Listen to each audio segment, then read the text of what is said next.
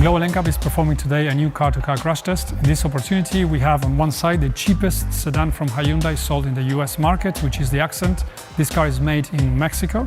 And on the other side, we have the cheapest sedan from Hyundai sold in the Mexican market and all over Latin America. It's the Grand i10. This car comes from a plant in India.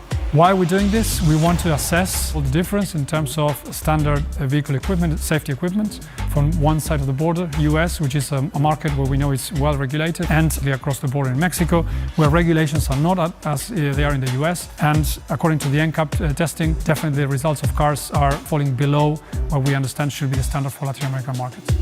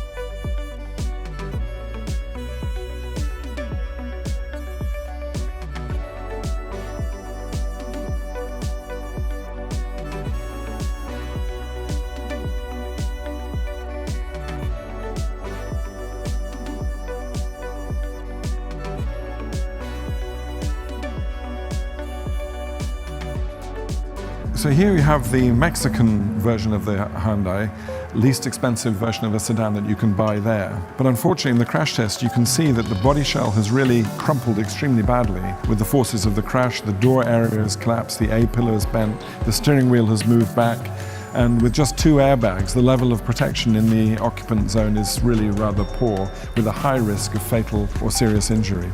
The contrast with this version, which is an American Hyundai, the body shell has really performed well. There are 6 airbags. You can see even the windscreen is more or less intact.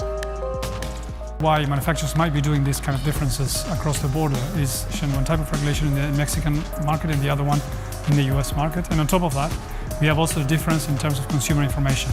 We believe that if in Mexico we have a much more powerful and much more broad consumer information, like for example the star ratings of Latin NCAP, as they do have consumers in the US, the difference, the gap will be much shorter or probably they wouldn't exist.